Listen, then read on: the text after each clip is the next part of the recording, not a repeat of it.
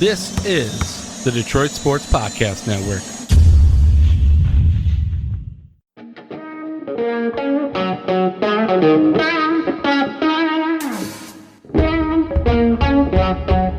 The biggest icon in podcasting.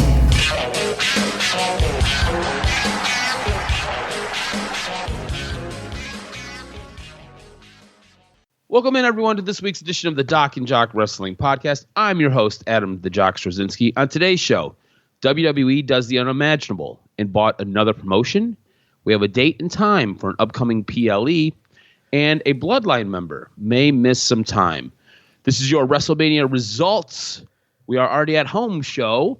Also, the Raw After Mania and the SmackDown After Mania show, as well as taking a look at what AEW is doing in their latest build. Help him break it all down, sort it all out. He's the one. He's the only. He is the Doc, John Macaroon. What's up, cuz? I am not here, despite what you may think when you hear my voice, I am not here to ruin podcasting. I'm here to just share my opinion. I'm not the heel. I'm the face. I'm the face that helps run the place. And I'm excited to break down WrestleMania. There was so much drama in the ring, outside the ring. The final boss opened his mouth to explain the controversy. I couldn't wait. I was so excited. I got myself sick over the weekend trying to rack my brain about what to talk about with my guy, Adam, the Jock Straczynski. I'm excited. WrestleMania had so much in the ring and so much outside the ring. WWE went balls to the wall. And then they had their week that was really, I think, a nice reset. And it was really crazy because I think that a lot of people were like, wow, if it had a feel that the Monday after Raw, the reset, I think satisfied people much more than WrestleMania, which is not good, but I understand there's a lot to debate. Let's get into it. WrestleMania, I thought overall was solid, but I'm not liking the pattern that I'm seeing where Sunday is so much better than Saturday. Saturday, now, you could make the argument you could have took the top 3 matches Saturday and just lopped it into Sunday. But when you get 60,000 people to see a Saturday show, I just feel bad for the fans because there was a marked difference between both nights. Let's get into it. Let's hit the controversies. I can't wait to talk with my guy. Yeah, we both come in here limping a little bit. Both of us dealing with a little bit of a cold, so we sound a little bit off. Both of us are pushing through. Both of us, I think our kids got us sick, and we're dealing with it. So if you hear us coughing, if you hear us talking through our nose, it sounds like that is why. But yeah, look, 2 nights of WrestleMania, and I'm going to be honest with you, I think it was underwhelming. I think both nights together, underwhelming. Now, I do think one night was better than the other, and like you said, I think it was night 2. I think night 2 was a little bit better. But at the same point, I felt like night 2 still let you down. And to me, a lot of it just kind of felt rushed. You open WrestleMania Night 1 with Jey Uso and Gunther for the WWE World Heavyweight Championship. This was a match that you guys spent weeks building to, and you struggled in your build to build this. Like, it was like you had 4 weeks of material, and you needed to stretch that 4 weeks of material out 12 weeks. You then give these guys some time, and they're putting together what was a really good match. At no point, though, in this match did it ever feel like Jey Uso wasn't really winning this. And for Gunther to tap as quickly as Gunther tapped felt weird. It felt flat. It felt rushed. So Jey Uso gets the win. And I just remember you and I just kind of, and Kenny just kind of going back and forth being like, well, that was anticlimactic. You know, like this was supposed to be the big finish, and it was very anticlimactic. Now, unless you kind of spin this out and you do a story for Gunther around him tapping and him having a fear of being choked out, and that's the new thing, that's the only way I can kind of retcon this and understand this. But for a match that was supposed to cap what you guys had going on, to me, it just didn't work. And that was how you started this entire 2-night saga. And it was stuff like that where it just felt flat, things felt rushed, things felt incomplete. It felt like there were other better things you could have done that you just didn't do.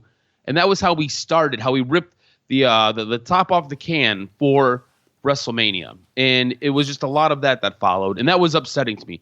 I don't feel like WrestleMania Night 1 and 2 did a very good job. I feel like this was one of the more underwhelming WrestleManias that we've had. I think the matches inside the ring were good to decent. But overall, from a storytelling aspect, I don't think they did a great job. Is that fair to say? What did you think of night 1 and 2 as a whole, and then kind of compared to each other? I know that you like night 2 better, but did the matches kind of leave you feeling the same way? Yeah, it was one of those things where it's the culmination of stories, and the way I put it in my notes is WWE doesn't need to copy AEW, but what has to happen is, yes, we know that WWE is highlighting to the extreme the entertainment side of the business. The promos excellent, the stage excellent, the social media is beyond where they're posting something every 5 minutes. Every conceivable form of entertainment you got. Stephanie McMahon's got a podcast. Triple H did 3-4 amazing podcasts, then goes on Pat McAfee to get you to discuss WWE. But in the end, there is a W that you always got to pay attention to, and that's the wrestling. And at WrestleMania, it's different because we watch so much of it. We can tell when there's moments versus when there's like, okay, we're executing at the level of a Raw or a SmackDown. And what's supposed to happen is the producers and the performers got to take it to the level where you got to be perfect. No issues. You got to have good storytelling in the ring, good finishes. It's got to be complete. WrestleMania, you're going up against your own standard. And the standard is excellence. The standard is WrestleMania. Not Raw, not SmackDown, not average Tacoma, Washington house show. This is WrestleMania, creme de la creme. And when the match, story, ending all don't align, people are disappointed. And with the first match, it set the tone. But I get it, because you can ask why, and it kind of feels like they knew that the first thing was Hogan-esque, where Jay Hogan gets the win. And it's more about the entrance, more about the win than Jey Uso performing like the guy that he's supposed to. But Adam and I are kind of similar. We like the W part too. I love the entertainment side. Love it. Love it, love it, love it. A++. But you can't ignore the wrestling side. And the wrestling is great entrance, great story, psychology in the ring, and then a great finish.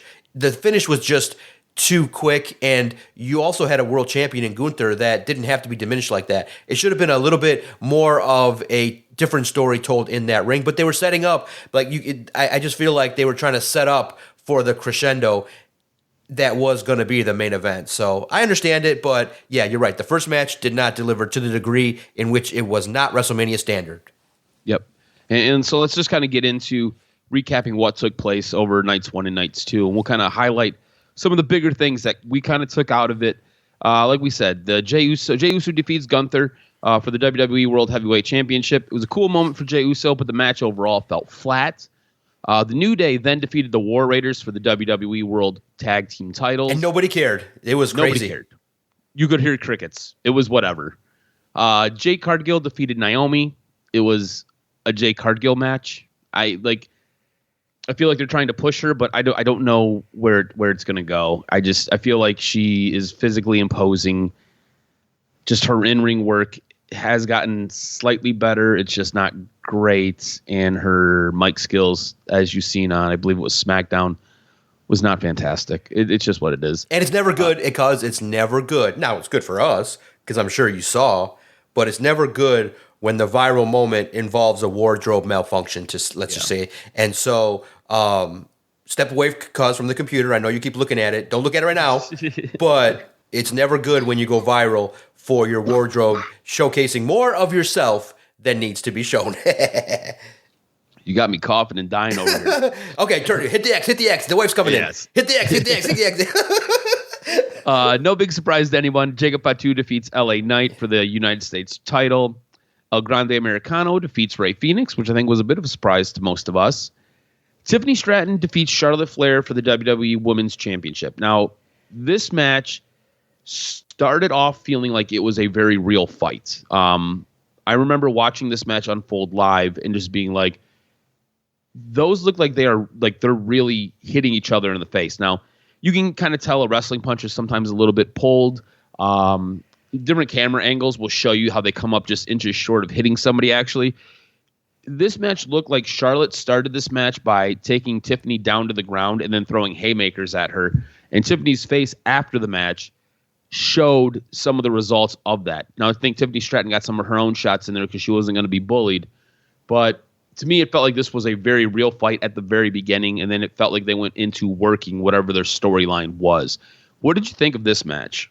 Yeah, I think most people walked away feeling like maybe Charlotte didn't sell as much as maybe she should have. But look, the mission was to get Tiffany over. I think they did that. Many people were impressed that she got the win, so I'm very happy that the right result was made. And it was basically just an old school working kind of stiff. And I feel like the match had a little bit of a clunky feel. It just the chemistry wasn't exactly the way in which my notes say not WrestleMania standard, which means that the build-up was okay. It got you to where you cared, but the match just didn't flow exactly right. And so I feel like there should have been maybe more of an effort to maybe get these two in the ring at different times, maybe behind the scenes to kind of get some of that worked out. But it didn't feel like the first time around it was a match that did not live up to expectations. And here's the thing, too. What do you make of people who say that Charlotte is the queen of petty as she shows up wearing pink and baby blue, generally colors that Tiffany Stratton wears? I don't think we've ever seen Charlotte wear pink, especially for a WrestleMania. Normally, she's wearing more of a vibrant red, a teal, or a dark blue, sometimes wearing a black or a gray. I can't remember the last time I've ever seen Charlotte wearing pink.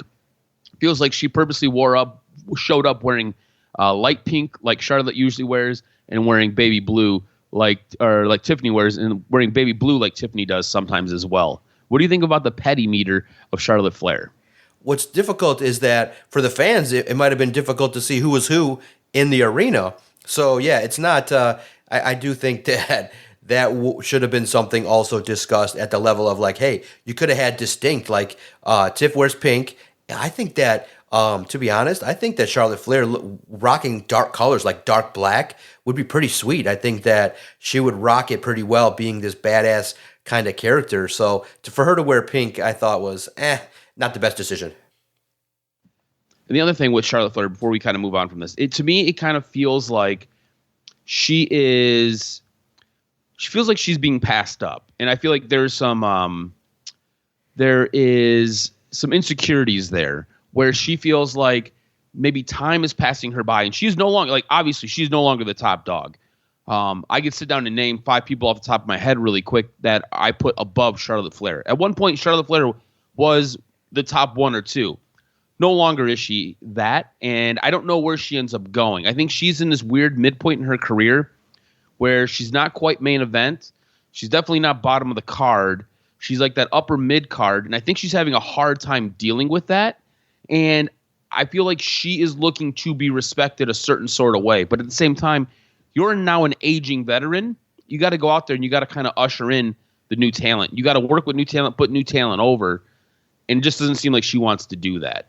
Seems like it is a big ego issue for her where she's at right now. And I think she's going to have to figure it out, because I don't see her lasting very long if she continues with what she's kind of doing. And it's just me on my soapbox. So for me, the best match of this night and the best match probably of the weekend was Seth Rollins surprisingly defeating Roman Reigns and CM Punk in a triple threat match. So this was no surprise to you. This is who you had picked. This allowed you to win night 1 in our pick section. I thought this was the best match of the weekend. I thought this was absolutely fantastic. I still need some more answers from Paul Heyman. I'm still scratching my head. I know he did a show with Pat McAfee. He tried to explain some stuff, but I still want answers. I'm just kind of like, man, this is absolutely nuts. Turns his back and nut shots CM Punk after sliding a chair into him. Gives the chair to Roman Reigns, only to nut shot Roman Reigns, to then take that chair and give it to Seth Rollins, who then hits Roman Reigns and gets the pin for the big win. This match was all over the place, all over the arena. The cool thing is, if you slow stuff down, and depending on who you follow and depending on what you see, when they give you some of these clips, you can see Seth Rollins like checking on Roman Reigns. Like, Seth Rollins and Roman Reigns really do care for each other. It's a lot of storyline driven stuff, but there were times where Seth Rollins would end up hitting Roman Reigns with a move, and then he'd just kind of lean over and be like, "Yeah, you okay?" And it's really, really cool when you see it in slow-mo, just kind of the affection that these two guys have for each other. Because really and truly, These are the two top dogs in WWE. These are two guys that WWE identified early on when they were coming up through NXT, and they strapped rockets to both of their backs. And at different times, both of these guys have helped carry the company and usher in different periods of the company. And to see these guys work together and grow together has been absolutely fantastic. What did you make of this match? What do you think about Paul Heyman's reasoning for what he's done? Yeah, it was the match of the night. It was the stars being stars, from the entrances to each individual trying to get their stuff over. I thought CM Punk was believable as a realistic option to win the match. I thought he worked his best match. I thought that, you could tell the moment, even after the result, even after the stuff we're going to talk about, you could just tell that for him, it was about that first time closing out a WrestleMania. It felt like, okay, I get some relief. I have this goal in my head that I want, and I want it really bad. I never got it. And despite what people may say, whether it's legit or not, for him, this is a personal moment where it's a culminating event. Like, I got to stand at the end of a show that is called WrestleMania, and I'm standing there. And it's like, okay, that's off the list. That can clear his head. That can remove the idea that I never got what I deserved. So for him, it wasn't about the result. It was about the meaning, which is fine. Now you can build up over the next 2 years, getting yourself to where maybe you are the guy that's there on Sunday night and you can win. So I think it's great. It's long-term booking. Loved it. But in the end, it was great because what was done right in wrestling. Seth Rollins is the workhorse. He's the badass mofo. He's the guy. And he's the guy that Triple H realizes, okay, night one starts with what the fans want. And that's why the placement was great with Jey Uso, because he knows Triple H placed it perfectly. He knows, okay, Jey Uso's not the best wrestler. He's the Hogan. He's the get the place rocking with an entrance. He ain't going to bring the night home. He ain't going to be in the main event. He opens the show, gets the crowd hyped, tone setter. The guy that closes the show is your workhorse. That's Seth Rollins. He's the Bret Hart, the Shawn Michaels. He's the show stopper. He's the revolutionary. He's the guy. And you give him the best story, the best angle. And the reason is simple. Paul Heyman said it.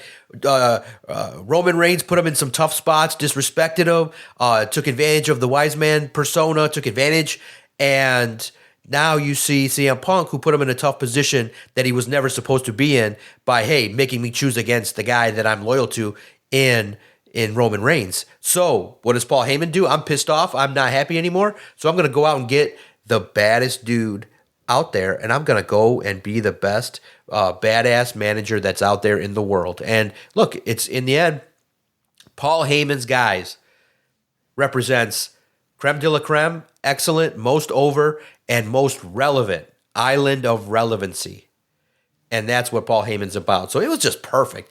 I loved it. I thought it was executed well, throwing the chair in between, making everybody wonder. It was psychologically well done, executed well in the ring. So for night one, that is what is expected from every match. Now, it can't deliver, but for night one, to culminate in that ending, I felt was just, it was right, it made sense, everybody was happy, and what everybody said, and it's so true from my perspective, it saved what would have been the most uncomfortable, worst card show performance that was out there ever. Yeah. That saved WrestleMania. And in the end, that's what people are going to talk about, and that's fine, because if you go and rewatch that match from night one on Saturday, you will be happy. It culminated in a great ending, and it was WrestleMania worthy. So everybody was happy leaving that show talking about, wow, what happened at the end. Roman looked great, in the best shape of his life. You also feel for Roman. You now have a deeper connection to Roman, who lost his best friend again, another chair shot, and lost his wise man. Ho ho! When the next time Roman Reigns shows up, it's going to be great. And then the future of CM Punk is just amazing, and they continue that story the next night, which was amazing with what you set forth. So the combination of night one was beautiful with the way it ended. You're right, and this match saved what would have arguably been the worst card that Triple H has ever produced or put out there at the helm of what he's been doing. So that match actually saved a whole lot, because it was absolutely fantastic, and it ties in a couple of different stories. If you go back to remembering when Roman and Cody last year were facing off, and all the things that Cody said that were going to happen to Roman when he loses that title, about the Usos leaving, about Jay going on to do bigger and better things. Like, everything was laid out, and they foretold you everything, which was really, really cool. It's kind of happening now with Roman, which is cool to see, because I think him being away from Paul Heyman allows him to kind of go a little bit rogue, and it frees him up to do what he wants to do. I feel like with CM Punk, obviously still chasing after Seth Rollins. There's a whole lot of interesting stuff going on with Seth Rollins and Paul Heyman that we'll talk about a little bit later on, that took place on Monday night with the Raw after Mania. We jump into night 2 now. Io Sky defeats Bianca Belair and Rhea Ripley for the WWE Women's World Title. Drew McIntyre defeats Damian Priest in a Sin City street fight. Dominic Mysterio ends up winning a fatal 4-way for the Intercontinental title, defeating Finn Balor, Penta, and Braun Breaker. Randy Orton ends up defeating Joe Hendry. Joe Hendry was the surprise entrance. They did it. You were excited. I want to know, though, was it the right call for Joe Hendry to face Randy Orton? Because it kind of felt like a bit of a squash match. I know Joe Hendry came out on Busted Open Radio and said, no, it was anything but a squash match. I got some offense in. But to me, that guy is a TNA champion. That is the face of TNA. That is arguably the most over guy in TNA. And to me, it didn't really feel like he got his just due. It felt like they just kind of threw him out there, and Randy Orton finished this match in about 3 minutes and 45 seconds. Yeah, it was crazy because everybody, and me, you, and Kenny talked about it a little bit, because it didn't make sense to put Rusev, because in the end, we kind of had a feeling that the person might take a loss. So you didn't want to do that to the returning stars, and then it kind of made sense that, you know what, let's just go with the biggest pop, and it was great. It was just a WrestleMania moment. It was never going to be about the match. Everything changed. So they basically said, hey, you know what, we can kind of have a little bit of a squash and kind of get to the next matches, because the next matches were going to go long. And so I think it was a good look. It's Joe Hendry. He gets the nice entrance, and the rub is Randy Orton showcases and shows him the respect by doing his thing. That's the ultimate rub. Nobody's going to care about the match.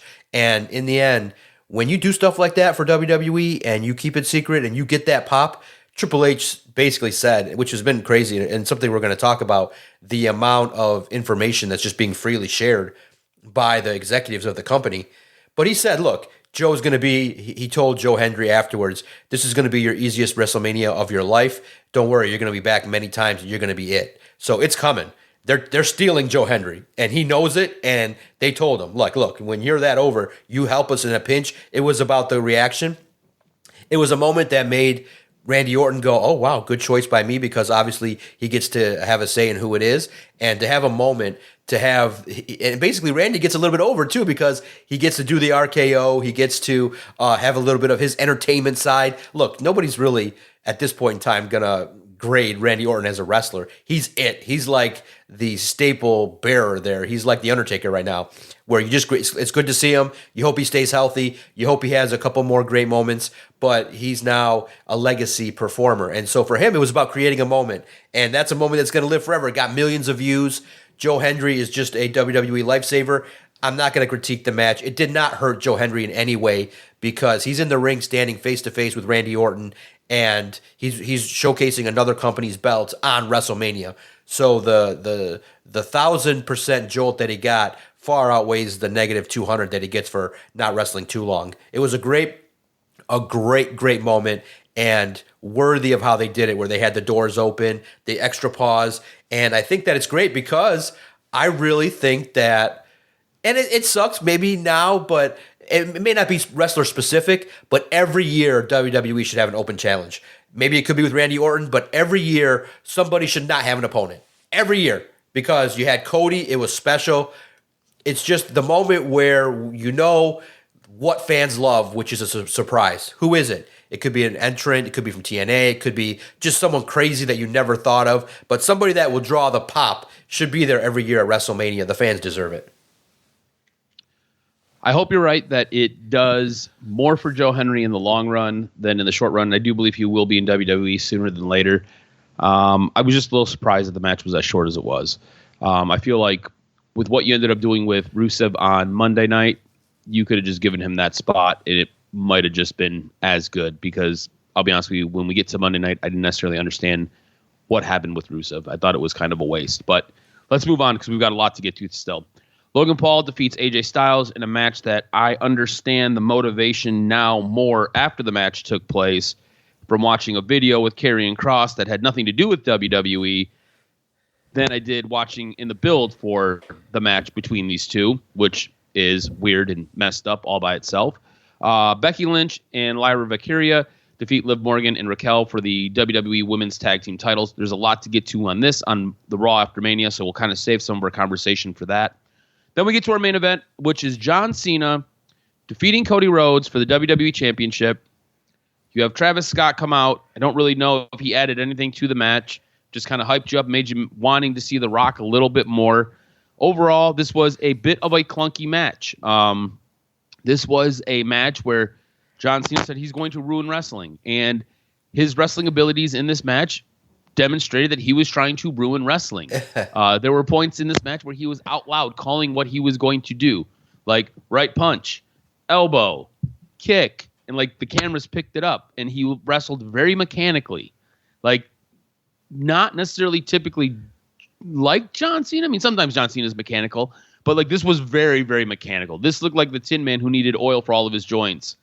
And as this match kind of unfolded, Cena had wrestled a very cookie cutter style for the most of his career, where it was take punishment, take punishment, take punishment, and then turn it into a big comeback.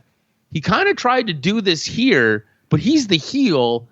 It was weird. I think this was a different match for wrestling fans to try to interpret and to take in because it was so weird. And it's just this new character from John Cena. If you haven't caught up yet, you need to understand what you're getting from John Cena.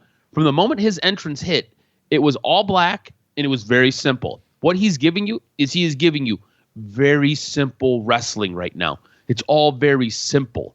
Like his promos are a little bit complex, but the wrestling in the ring and what he's giving you for a presentation is all very, very simple. Like 1970s simple. Like there's nothing convoluted here. It is all just kind of, this is what it is. It's all very almost high school gymnastics wrestling, like high school gymnasium wrestling is what you're getting. What did you think of the John Cena Cody Rhodes match? What did you think of Travis Scott being involved? What did you think of The Rock not being involved?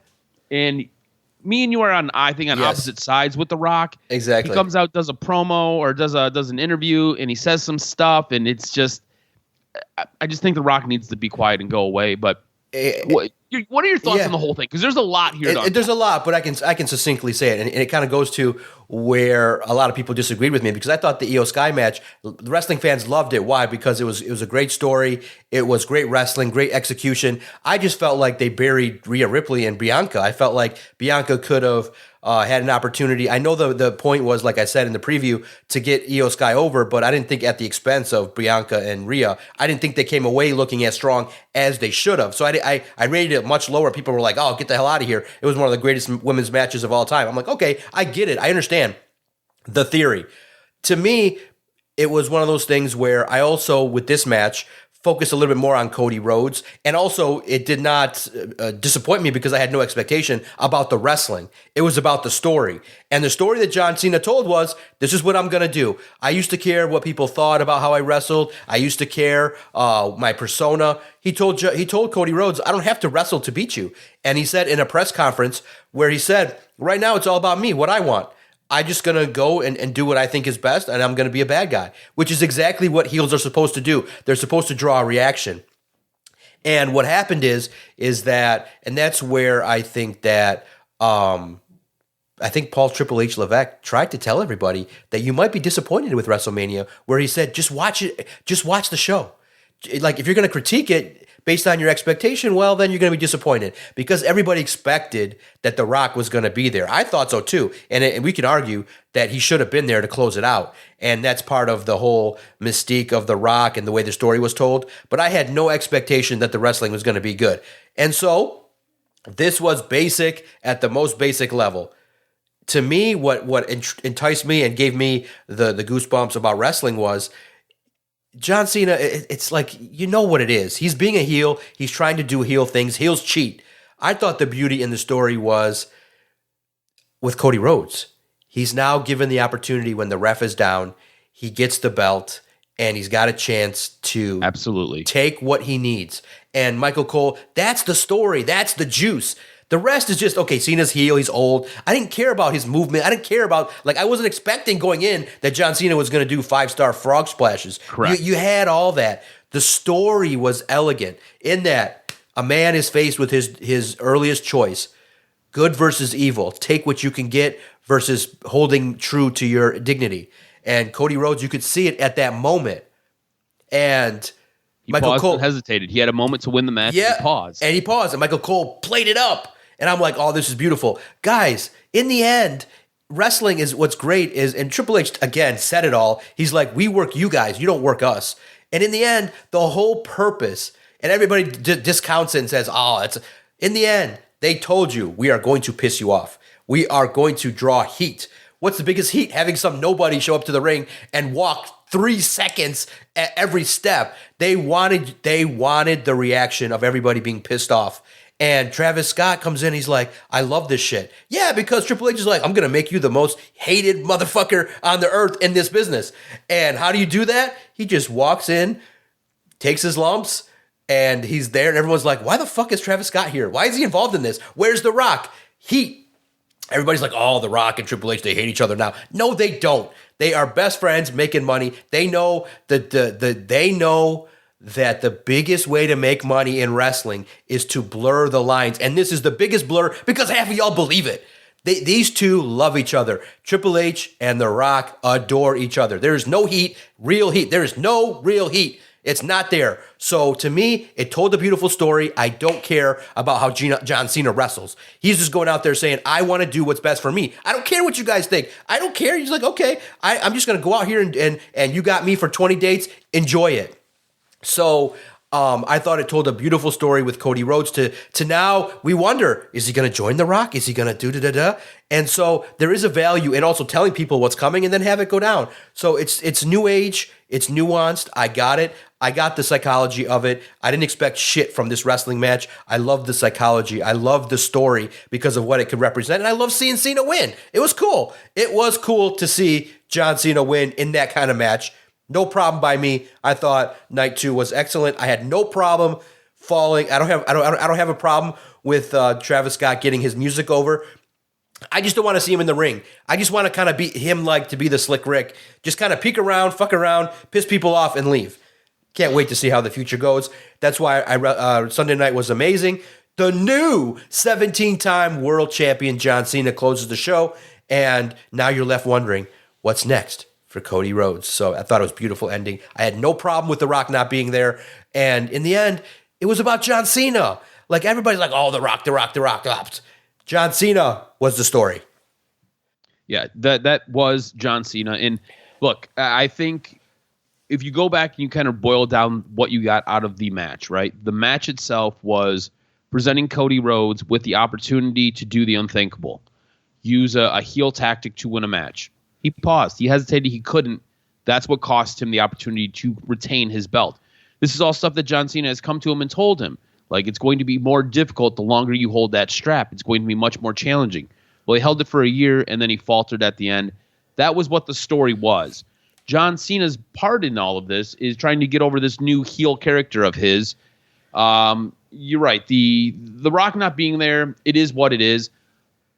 I felt like they built it up to where The Rock should have been there. He should have been. To me, right. If you really kind of rewind all of this and you go back to Elimination Chamber, I just don't see The Rock needing to be there. I felt the better story would have been having John Cena build this up as a face, have this be built as a face versus a face, and then John Cena do what Cody Rhodes wouldn't do and use the heel tactic at WrestleMania, to win the championship. Yeah, I would have accepted soft at Elimination Chamber, but they wanted a nice build and they wanted it longer. So it was just a timing issue because you could get more out of it. The buzz was there going into WrestleMania. So they looked at it like, okay, we need the heel versus the face in a match. So basically they used The Rock to just kind of kick off some buzz. And that's what they had to do just based on the timing. It's only because Cena's time is limited. So I get it. Yes, if they could just steal John Cena for another 6 months, damn, it'd be great. But you're absolutely right. If the A+ story is John Cena turning heel at WrestleMania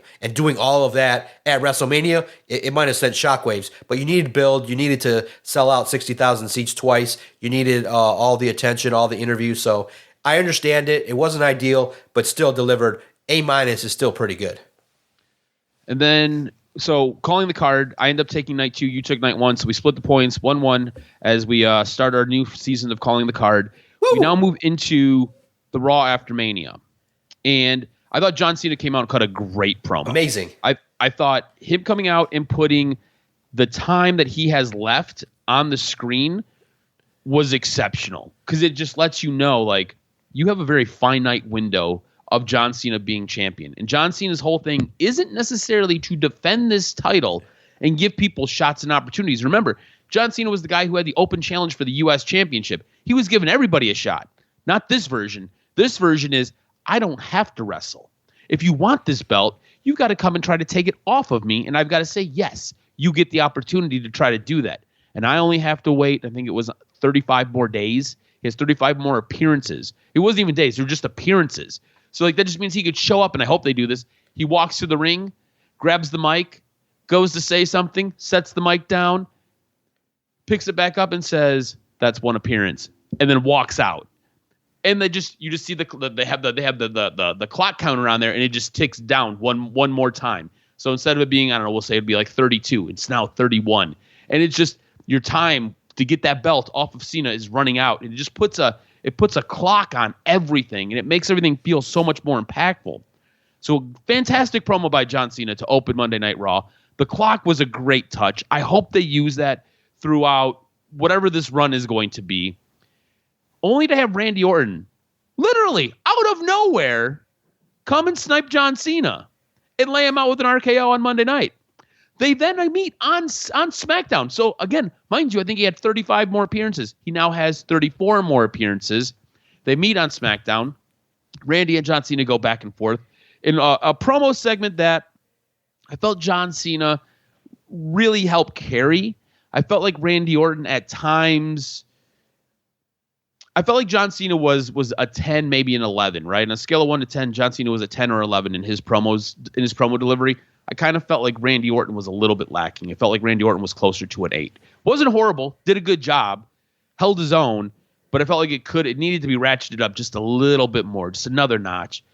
Only to see John Cena go to take out Randy Orton. Randy Orton again hits him with another RKO. I think this is a really nice build, and these two have so much history, and they kind of leaned into it a little bit on SmackDown in this promo. I think this is a fantastic way for John Cena to kick off his title reign. Going up against a guy that he's been doing it with forever and a day, a guy who came up in the business with him, a guy who they were down there in OVW together. They were part of that group that had Brock Lesnar, Shelton Benjamin, Batista, obviously Randy Orton, and John Cena, one of the greatest wrestling classes to ever travel through OVW and get to WWE. They were like the first group that ever came out of like NXT where you're like, these guys are going to change the game. They came out of OVW and they changed the game, and you're telling this awesome story with these two guys. I love this. I think this is absolutely fantastic to start John Cena's title run. What did you make of the promo with John Cena to kick off Monday Night Raw? And then what did you think of what took place on Friday Night SmackDown? And what are your thoughts on these two, having all that history to pull from to build a match that we're going to see at Backlash in a couple of weeks? Yeah, it was great. I just thought that, okay, good way to post WrestleMania, identify what's next, identify what the purpose was, what his feelings were on it. And he's like, look, it's just the way it is. I'm here to do what I think is best. I'm the best, that this company has, and I don't worry about what anybody thinks. I'm just doing what I do. And if you like it, tough shit. If you don't like it, too bad. It's just one of those deals where this is what now, again, the only thing that I would critique is John Cena acting in a traditional heel way feels forced. Like, I can say bad things. Like, the crowd wanted to cheer for him. So, again, I just think that this is traditional, how heels get heat. I think they could try to be a little bit more creative in the venture in which, yes, cheating he cheated at WrestleMania. He won, which is great. And I think he laughed too because he knows that people hate Travis Scott. So he likes when the crowd's not happy. And so I think the work creatively should be the actions. He should just do stuff that pisses people off. And I think that's just better than him talking because it comes out a little bit forced. Like it's John Cena, and he's just like an angry, bitter troll. And he could do it better by like just simple stuff. Bringing up stuff that's making people insecure. Like you had I thought perfectly, R-Truth, him walking away was perfect because he just kind of gives him the look like you're nothing and just walks away. That's perfect. Just do heel type stuff, and you could do that with a lot of different people that are very popular as well. So it'll be great to see how these final appearances go. But it's 2025, and we're gonna get a heel Cena against a face Randy Orton. It's crazy shit. It is crazy. For all those times that Randy Orton has been the heel, it's like now the shoes are on the other feet. Right. So I love this. I think it's fantastic. On the Raw after Mania, Becky Lynch, Lyra Valkyria had the titles for less than 24 hours. They lose them back to Liv Morgan and Raquel, which I don't understand. Becky then turns on Lyra, which I still don't necessarily understand. I didn't understand Becky getting inserted into this match. I didn't understand taking it away from Bayley. They said it was a long-term booking plan. I felt like it was a horrible booking plan for WrestleMania. I don't get this. I don't understand this. The only way some of this maybe makes sense is maybe Becky teams with Seth with what we're going to talk about in a little bit. But I don't understand what you were trying to do here. I don't understand why Becky turns around and beats the crap out of her. Shows up one night as a face, shows up the next night as a face, then turns heel. Had the straps for less than 24 hours. I don't know why you took them off of Liv and Raquel and then put them back on Liv and Raquel. To me, it kind of felt like when we had Sasha Banks and Charlotte facing each other years ago, and every week they would exchange the belt. And the next thing you know, Charlotte was up to like 13 titled wins, and Sasha Banks was up to like 10. And then like Charlotte got her 14th again, and then like that's where she's been at forever and a day. To me, it just didn't make a whole lot of sense unless you're trying to ratchet a number up for Liv and Raquel. I'm confused. Can you help me? Yeah, it's just crazy. It's disappointing that they did it this way. Creatively, I think it fell flat. They could have just did it at WrestleMania. Like Becky returns, she is a star. She's happy. They have a chance to win the title. They don't get the title. To have it flip back 24 hours later, I just thought the whole ordeal was unfortunate because of what happened with Bayley. Just quickly, my thoughts on that. She's a pro. They understand that, hey, this is something that they wanted to have happen, but at the expense of Bayley, it's not right. Like, you even though you know you could do it, even though you know she's a pro, you don't do that to her, man. That's just bogus. You just you realize that, if that's what you think is best for business, the culminating event for these guys is WrestleMania. For someone to get pulled off of it for a story you could tell quickly, I mean, in the end, you could have just kicked off a feud with Bayley, with Becky, by just having Becky be heel right away. Have her cost them the match. Have everybody think she's going to be coming down to help. Have the two in a precarious situation, and Becky comes down to presumably save the day, and then she destroys Bayley, and Raquel and Liv win the match. Simple as that. She just comes in and destroys Bayley. Simple as that. But I get it. You want to have a feud with the story is feud with Lyra. All right, great. I don't really care too much about it. Yeah, I don't care about it either. Here's the thing. This is what we talked about a couple weeks ago. I don't care about Lyra Valkyria. You've done a poor job of trying to get her over. So Becky beating her up, I'm just kind of like, all right, cool. Even the fans were chanting one more time. Right. They wanted her to take more damage. Right. So, like, it tells you where Lyra Valkyria is. Exactly. So I guess if this is to help build her up, sure. Why the hell not? Right. But the way you got here, again, poor. This was really, really poor. Something else I felt was poor was Rusev's debut. Signs a 2-year deal with WWE. I felt like this was a really weak way to debut him. You end up squashing Otis and Tozawa. They're in there for a tag match, and then all of a sudden, just out of nowhere, Rusev shows up to disrupt a tag match between the New Day, and then he just annihilates Otis and Tozawa. Like, if you're trying to get Otis into a match against Rusev, okay, sure, but this is where you're going to start Rusev off? You're going to start him off with Otis? Like, to me, I almost felt like it would have been better for him to take that loss to Randy Orton, because at least it's Randy Orton on WrestleMania, and he gives you something to talk about, man. I just felt like this was weak. I felt like this was really, really poor. Not the best. Yeah, not the best in any capacity. I was like, okay, people, look, it was just, that moment was just for the pop. That's what it was, and to make Rusev look strong. I think he needs to get into the IC title picture pretty fast. How you get there, I think you just got to reintroduce him, tell a story, one feud. Okay, you don't want the guy that left. You got to have a little bit of a, hey, you left. So Triple H knows the history. He knows the, hey, you don't just come back and run the joint, because then it invalidates what you got. So let's just get him a little bit of a couple dinky-donk feuds. Let's make him look strong, and then let's get him into where he needs to go. And it's okay. Look, not everybody can jump right into the mid-card. There's got to be a tier, tier 1 out of 3 tiers. Tier 1, tier 2, tier 3. Right now, Rusev comes back at tier 1. Okay, we'll go with it. I hope you're right. Look, I'm going to trust Triple H to do his job, because I think he's fantastic at what he does. But what I'm saying is I didn't get this. Didn't make sense to me. I felt like it was a bad decision to do it this way, to reintroduce this character this way. But whatever. The thing that I really took out of Monday Night Raw, and the thing that kind of bled over from WrestleMania, is what's going to now happen with the Judgment Day.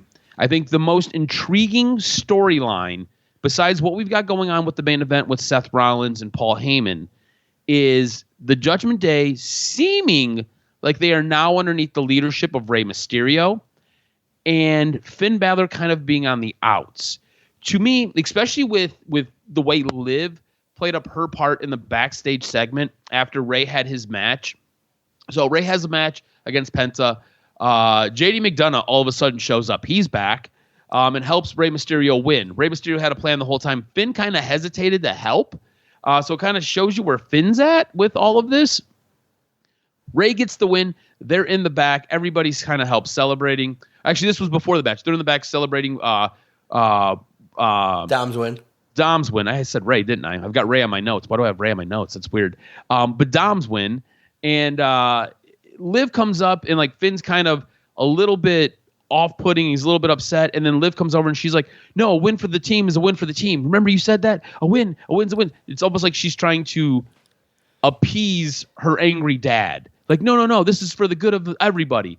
And Dom's kind of like, yeah, like this is for the good of everybody. Like, sorry you lost, but like we won. Like as a collective, we won. And then Finn's kind of like, yeah.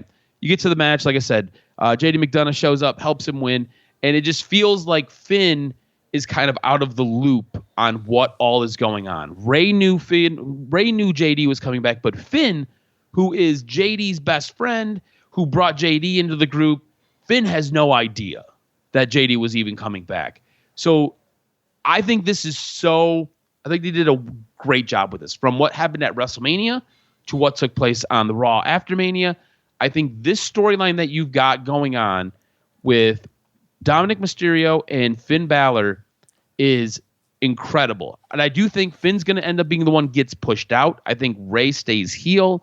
I think Finn becomes a face. And at some point, these two will collide for that Intercontinental Championship belt. What do you think of what's going on with Rey Mysterio, or with Dominic Mysterio and Finn Balor? It was great to see Dominic get the reaction that he got, but it was a one-off. It sucked because I would have liked for him to have been the face of the place. That would have been cool. Dom turned and got the approval of the fans, but unfortunately the story is he's heel. And that's the best way, is to not give the fans what they want. I was a little disappointed because I think Dom's getting cool and they appreciate, like, it's one of those deals where WWE understands that, look, Dom kind of got an achievement award and he got an opportunity that people liked. So they went to it. So it was a one-off. But in the end, Dom's a heel character and they just kept it going. And so the best way to keep it going is, hey, you guys want me to be a face, but I'm not. I'm going to cheat to win. And I thought that was perfect. That's just the best way to reintroduce him back as a heel. And now you kind of continue to tell the Judgment Day story with Dom as the Intercontinental Champion, which I think is good for the time being. But yeah, you got to take note as to what's going to happen in the future with this group. Yeah, absolutely. This is going to be a long-term build. I don't think this is going to happen quick. Right. Watch it happen next week. But I think this is going to be a long-term build. And look, I'm here for the ride.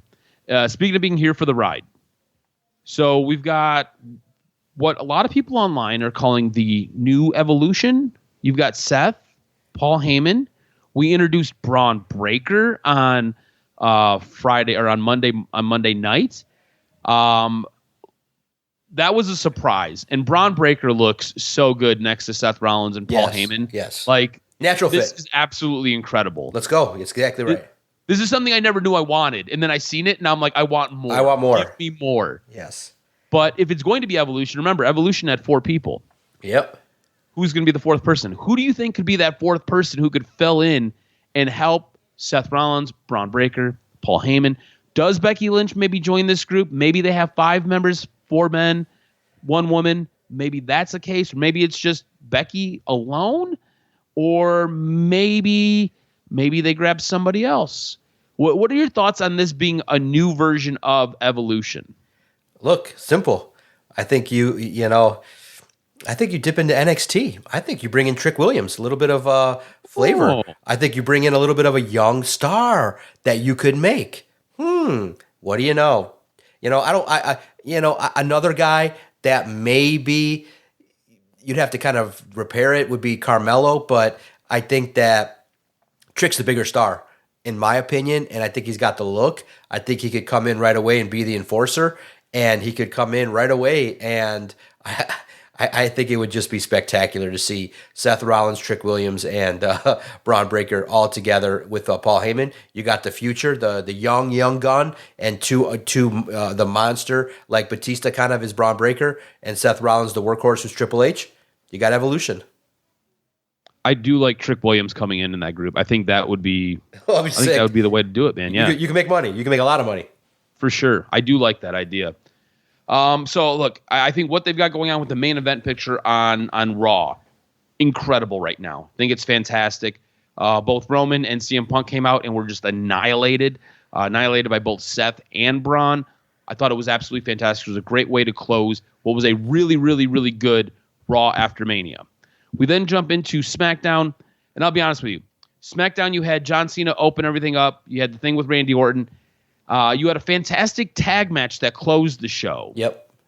But in the middle of it all, it just kind of felt like it was just whatever. Zelina Vega is now your new U.S. Women's Champ, which is a bit of a surprise. Maybe it's a tip of the cap of Aleister Black, who debuted. Yep.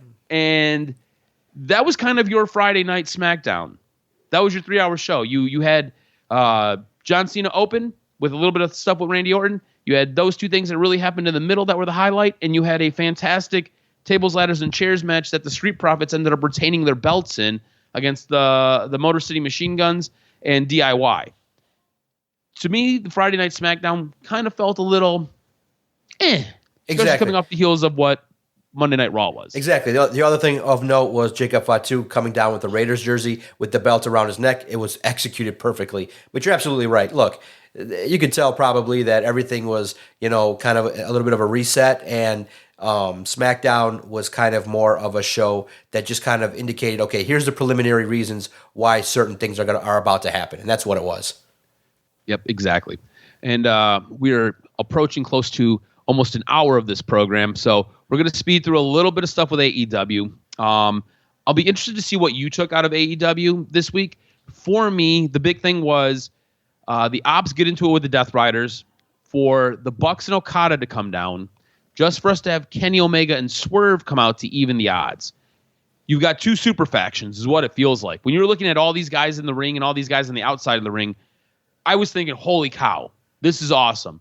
I never in a million years would have thought I would have seen these men all in the same place, standing around looking at each other, getting ready to go to war with each other, which then led me to believing and thinking, is this maybe the groundwork for Blood and Guts? Blood and Guts is now a show that typically airs, I believe, sometime in July. So if we're going to do Blood and Guts, it gives you a long time for a long-term build to build up what's going to happen, how you can kind of mend these 2 groups into one, get them on the same page, and then get them into this double steel cage where all hell and all anarchy will break loose. What do you think about having these 2 monster factions teaming up and taking each other out in Blood and Guts? Yeah. I don't know if you can tell that story all that long. I know you could have individual matches and stuff like that, but yeah, I have no problem with it. I felt like Dynamite, I think it felt a little bit flat based on expectations last week. And see, that's the thing, is that it's like one step forward, two steps back. It was a good show, but it didn't do anything to draw you more in. It was just a continuation of the same kind of stuff. So look, they have good talent. The next step for them is to get everybody like, okay, you got to intro the feud. Now you got to layer it with what adds heat to the feud to make me want to stay with it for that long. And MJF, Hangman have it. I love what's going on with the Hurt Syndicate. I think that they're at the precipice of great stuff. Now you just got to sprinkle in the why, the story, the fuel, the heat. And once they do that with all these feuds, once they get the heat more on all these feuds, it'll be interesting when they get to their next pay-per-view. Absolutely. Was there anything else that stood out to you with AEW? Because like I said, for me, it was really this opening segment of the show. I thought it was absolutely fantastic with what we got. Still no idea what's going on with Hook and how long Hook's going to be out. But Powerhouse Hobbs is now officially a member of the Ops, which makes sense because he's holding a championship with the other two members of the Ops. So it's what it is, I guess. But you know what? Kind of working through this out loud, I could see this year's Blood and Guts. Normally, I believe it's 5 members per team. I could see 6. As you start kind of counting up how many guys could be a part of this, it could be a 6-on-6 when Hook comes back, which would be pretty interesting. It's a lot of dudes in 2 rings with a lot of stuff that they can beat each other with. So anything else that stood out to you from AEW? I kind of agree with you. This was a good show. I don't feel like this necessarily met the same level of expectations as last week's show, and you were kind of looking for them to kind of build slightly upon what they did last week. It was maybe a notch below last week's show. Still very good, but you didn't really take that step forward that we were hoping. Exactly. And that's what the next couple of weeks have to do for AEW. All right, what was your show of the week this week? Felt show of the week was Raw. I thought that it kicked off, Raw. And when you add a super faction with Paul Heyman, it's going to be the show of the week. Has to be. All right, you ready for some news and notes before we get out of here? Hit me with this week's professional wrestling news and notes. What made your list? So this was the talk of Saturday, just before WrestleMania. WWE does the unimaginable and bought another wrestling promotion. Remember, years ago they bought WCW. Never in a million years would I ever expect WWE to buy one of the largest wrestling promotions in Mexico, but they did it on Saturday before WrestleMania kicked off. We got confirmation that WWE purchased the largest Mexican-based pro wrestling company, AAA.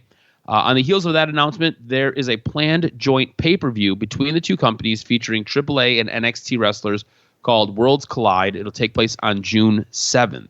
Speaking of June 7th, we have a date and time for an upcoming PLE. Over the WrestleMania weekend, WWE announced plans for Money in the Bank. On June 7th, 2025, WWE's Money in the Bank will take place at the Intuit Dome in Inglewood, California, just outside downtown Los Angeles. The Intuit Dome was the host of the WWE Raw on Netflix premiere back in January. We also have a date and a location for Survivor Series this year. That show is going to take place at Petco Park Stadium in San Diego, California, the home of the San Diego Padres, on Saturday, November 29th. The venue is an outdoor stadium with a capacity of 39,860, although it could be orientated differently for WWE's setup. Now, a Bloodline member may miss some time. According to reports, PW Nexus, Tama Tonga's absence is due to an injury that will keep him out for some time. They also noted that the injury appears to possibly need surgery. The report did not specify what the exact injury is, however, so we'll keep tabs on that and keep you updated. And finally, a former member of the Four Horsemen passed away. Former NFL Hall of Famer, Four Horsemen member, WCW U.S. champ, and WCW color commentator Steve Mongo McMichael passed away on Wednesday at the age of 68. Earlier that day, he had been moved into hospice care. McMichael had been battling ALS since 2021 and was hospitalized with sepsis and pneumonia in August of 2023. McMichael's son would confirm the battle with ALS was the reason for his passing. Prayers to his family. I loved Steve Bongo McMichael. I loved that version of the Four Horsemen. I thought it was absolutely fantastic. It had Chris Benoit in it, Ric Flair. I believe Arn Anderson was a part of it. You had Dean Malenko as well. So I thought it was absolutely fantastic. But that's going to do it for this very long WrestleMania recap and Raw after Mania and SmackDown after Mania and AEW coverage. Yes, sir. That was good. 60 minutes of action. And I think that the year 2025, despite what you may think of the Final Boss, and it's one of those deals where WWE also announced that they're going to have a summer show where they talk about the creative, behind the scenes look, just like F1. Netflix is all about behind the scenes. They did it with baseball with the Red Sox, beautifully told inside look. And WWE's at that point where they're like, we're going to tell you what we're doing. You're still going to watch it. That's the sign of heat and strength as an entertainment company. Let's see how it goes over, because there is still a little bit of room for kayfabe, but I'm wondering what it's going to look like in 2025. Make sure you follow Adam on Twitter at AdamRSTROZ. Follow the network at Detroit Podcast. If you like or dislike anything that we've said, hit us up. Let us know. We love bantering with the fans of Detroit, wrestling fans. It's great, a great opportunity, and great things are happening around Detroit and the wrestling community. Shows galore. And I can't wait to break it all down in the coming weeks as we look at the new angles, the new reset, the new season of the Doc and Jock Wrestling Podcast, just like the old season. Great, ready to deliver, uncensored, unfiltered, ready to deliver, and there's nobody around like us, and I can't wait to break it all down next week on the next episode of the Doc and Jock Wrestling Podcast.